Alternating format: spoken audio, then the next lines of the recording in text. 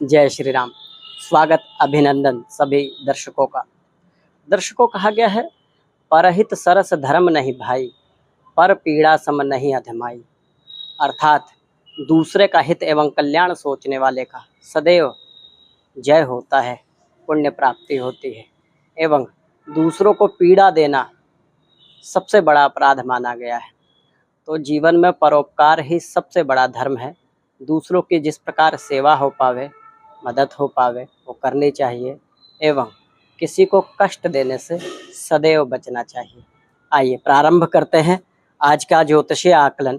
वृषभ राशि वालों के लिए सितंबर का माह किस प्रकार फलीभूत होने वाला है, क्या ग्रहों की स्थितियां रहने वाली हैं, क्या प्रभाव पड़ सकते हैं, इसका अध्ययन एवं आकलन हम करेंगे।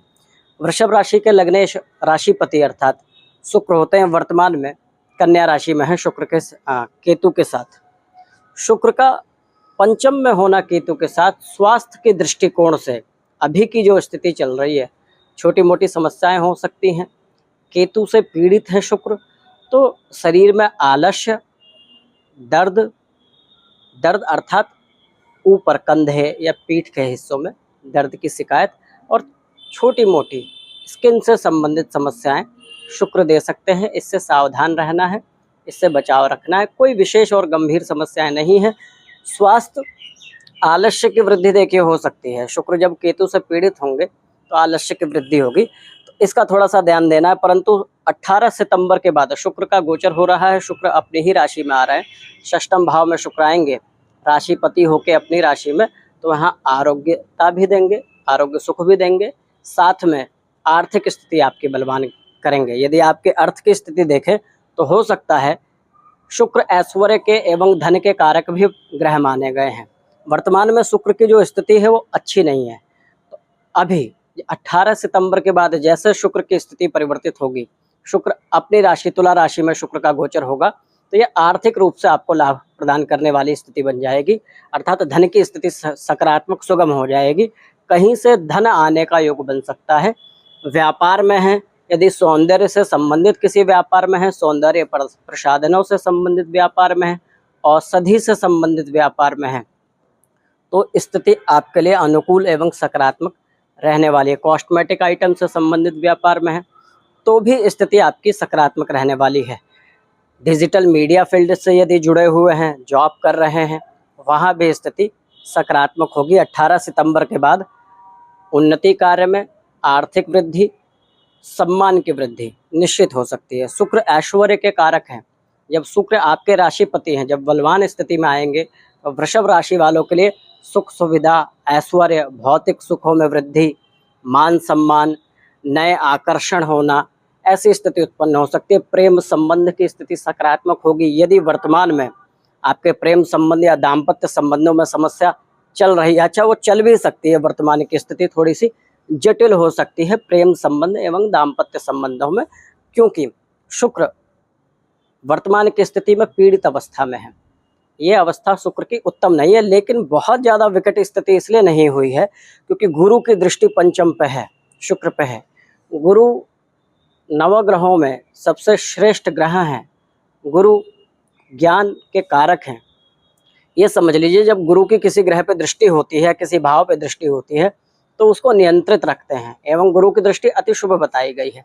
जिस प्रकार आप अपने माता पिता गुरु के सानिध्य में रहते हैं, जब तक उनकी दृष्टि में रहते हैं तब तक आप एकदम सही स्थिति में रहते हैं। इसी प्रकार गुरु जब दृष्टि दे रहे हैं शुक्र को, तो यहाँ विकट स्थिति उत्पन्न नहीं करने दे रहे हैं, मतलब बहुत ज़्यादा नकारात्मक नहीं करने दे रहे हैं, लेकिन प्रभाव है। जब ग्रह पीड़ित होगा तो कुछ ना कुछ समस्याएं तो दाम्पत्य में आएंगी, लेकिन विच्छेद की समस्या नहीं आएगी, अलगाव की समस्या नहीं आएगी। इस समस्या यदि आ भी रही है, कोई समस्या प्रेम संबंध में या दाम्पत्य जीवन में, अच्छा हाँ, संतति प्राप्ति में भी समस्या हो सकती है वर्तमान की स्थिति में। परंतु जब शुक्र का गोचर होगा या 18 सितंबर के बाद, इस माह सितंबर के माह में, तो स्थिति पारिवारिक जीवन के लिए भी सुखद होगी। प्रेम संबंध में यदि कोई बाधा आ रही है तो वो बाधा ठीक होगी। दाम्पत्य संबंध एवं संतान की स्थिति सबल होने के पूरे योग हैं। 18 सितंबर के बाद ये सारी स्थिति आपको दिखेगी, कुछ सकारात्मक स्थिति हो रही है। गुरु का नियंत्रण है, गुरु की दृष्टि है। कहा गया है ना, इस पर विवाद भी था कि ताड़ना अर्थात गुरु की दृष्टि है। मैंने बोला जब गुरु किसी को देखते हैं, आपके माता पिता की दृष्टि में जब तक आप रहेंगे तो आप बड़ी अच्छी अनुकूल परिस्थिति में रहेंगे। इसी प्रकार गुरु की दृष्टि जब शुक्र है, केतु भी पंचम में है, एकाग्रता भ्रमित करेंगे, परंतु व्यक्ति ऐसी स्थिति में भी नियमित कार्य करता रहेगा, अर्थात पूर्ण रूप से भटकाव नहीं होगा। विद्यार्थी वर्ग के लिए वर्तमान की जो स्थिति है, पंचम में केतु एकाग्रता भ्रमित कर रहे हैं, कंसंट्रेशन पावर वीक कर रहे हैं, लेकिन ऐसा नहीं होगा कि आप विद्या छोड़ दें या फिर आपका पूरी तरह भटकाव हो, अर्थात आपके नियंत्रण की कमी हो जाएगी। आपका स्वयं का जो नियंत्रण होना चाहिए अपने ऊपर, उसकी कमी केतु कर रहे हैं। परंतु गुरु की दृष्टि जब केतु एवं शुक्र पे है तो बहुत ज़्यादा नकारात्मक होने से बचा लेते हैं, है ना। कहावत है, मैं कह रहा था ढोल गवार शूद्र पशु नारी, ये सब ताड़न के अधिकारी, इस पर विवाद भी था। तो ताड़ना ऐसा ही कहते हैं, जब ये एक दृष्टि में रहते हैं, जब माता पिता गुरु की दृष्टि में कोई भी रहता है तो वो सही दिशा में रहता है, तो ये स्थिति बनेगी। सूर्य का भी परिवर्तन इस माह होने वाला है। सूर्य का परिवर्तन 16 सितंबर को होगा। कन्या राशि में सूर्य जाएंगे।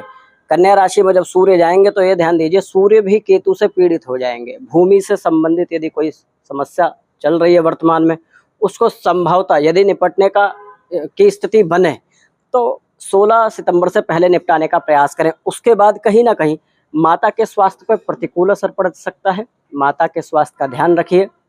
अपने आत्म का, गुरु सूर्य आत्मा के कारक हैं, नेगेटिव माइंडसेट को बिल्कुल भी नहीं आने दें। 16 सितंबर के बाद ऐसा हो सकता है कि मानसिक रूप से नकारात्मक होने लगे, ऐसी स्थिति का बिल्कुल ध्यान दीजिएगा। साथ में सूर्य पंचम में आएंगे तो यहाँ एक लाभ सूर्य जरूर करेंगे। सूर्य की सप्तम दृष्टि आपके लाभ भाव पे होगी। आर्थिक स्थिति, मैंने बोला ये समय आर्थिक स्थिति बलवान करने की है और अर्थ बलवान भी होगा। दूसरे भाव में मंगल है। वाणी पे नियंत्रण बहुत आवश्यक है। अपनी वाणी से अपना काम बिगाड़ सकते हैं, ऐसी स्थिति का ध्यान रखें, संयमित रहें।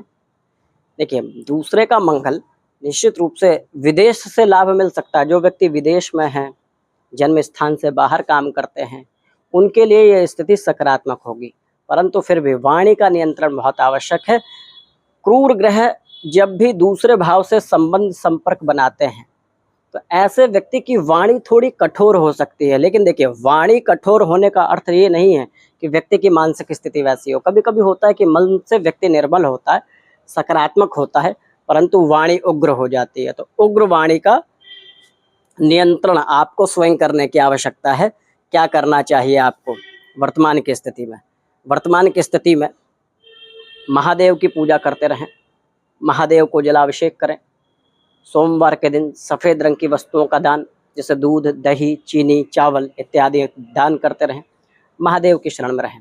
महादेव की शरण में रहने से पाप ग्रह शनि, राहु, इन सब की स्थिति सकारात्मक रहती है। इनके बुरे प्रभाव से आप बचे रहते हैं। सूर्य का परिवर्तन होगा।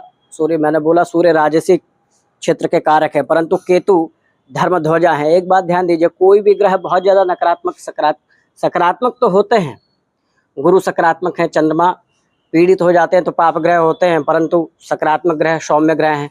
परंतु जो राहु, केतु एवं शनि, इनका जो भय है, भय व्याप्त करने की कोई आवश्यकता नहीं है, क्योंकि राहु, केतु, शनि ये सब भी शुभ ग्रह होते हैं। अर्थात जो आपको लाभ दे जाए वो आपके लिए शुभ है, जो आपको सकारात्मक प्रभाव दे शुभ है। इसके लिए लग्न कुंडली का आकलन आवश्यक है।